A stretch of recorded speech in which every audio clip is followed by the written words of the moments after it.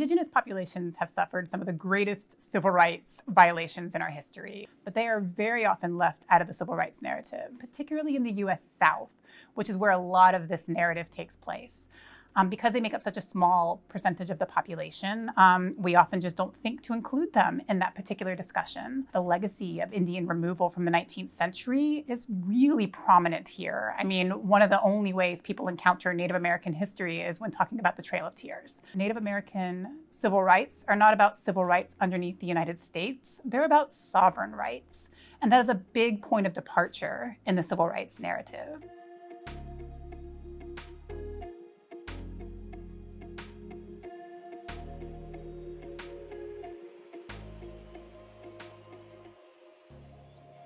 The lack of representation of Native Americans in U.S. culture, or the negative stereotypes about Native Americans in U.S. culture, really serves to dehumanize Native Americans.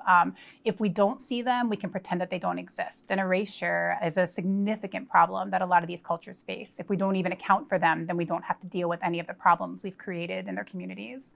And negative stereotypes, of course, further dehumanize people, and they allow people who commit acts of violence against Native Americans to rationalize it and to understand it as something that is okay for them to do. And I think that one of the best examples I can give of this, or maybe two examples. The first is with what's going on in the residential school discoveries that have been happening in the United States and in Canada. And in particular, that hundreds, thousands now of children's bodies could be found buried in front of churches and in front of schools, and that we don't see any outrage about it. Only Native people, for the most part, in my circles are talking about this. And if it did pop up in a New York Times or a Washington Post article, it was very brief. And I don't know anybody who was really thinking about it. And yet these are thousands of children that were taken from homes.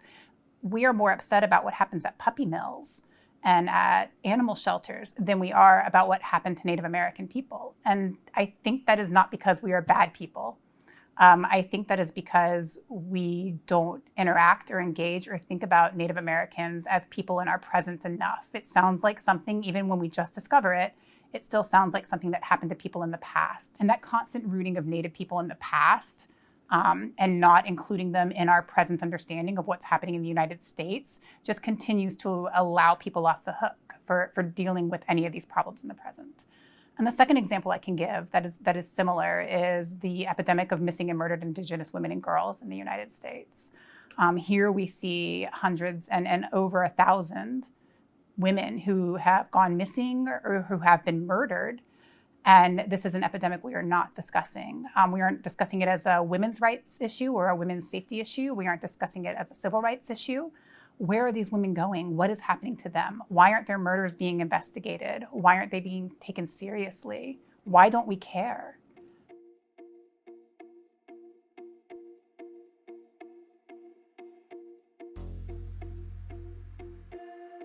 Cultural appropriation affects Native American societies in a variety of ways.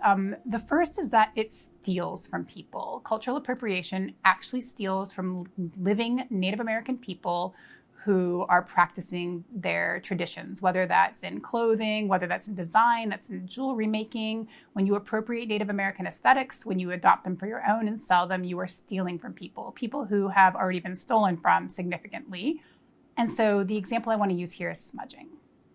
Smudging is something that has become incredibly popular, but when people in the United States co-opt smudging for themselves, not only does it make sage difficult to come by for Native people who use it for their actual religious and medicinal practices, it commodifies sage to the point that even if they could access it, they can't afford it. As more and more people are taking the sage that Native people use, there is less of it. And there are sage shortages in some places too, and so people can't get access to that.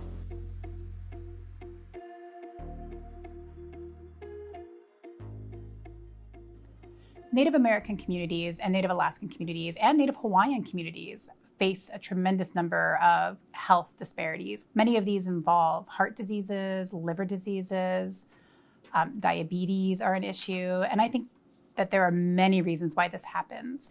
Native Americans, Native Alaskans, Native Hawaiians don't have access to their land the way they did before. We're not able to fish, we are not able to hunt.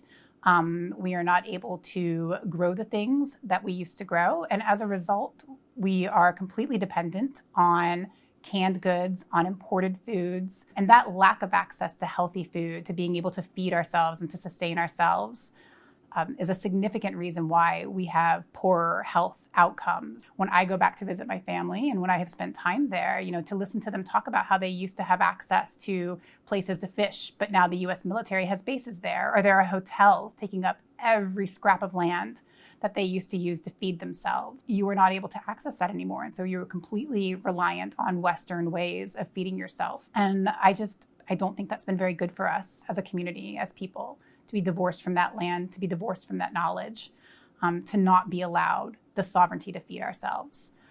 Another problem, though, a significant problem in our communities is suicide, alcoholism, and drug abuse. And these problems are the direct result of being forced to live in a colonized world where your worldview and your understandings are demeaned, where you are dehumanized, where your community is diminished on a regular basis, when anybody could come in at any time and did previously. It's not like this is an ungrounded fear. There is a history of people going into Native communities, taking children and forcing them to go somewhere else, a history of being abused and hurt if you speak your own language.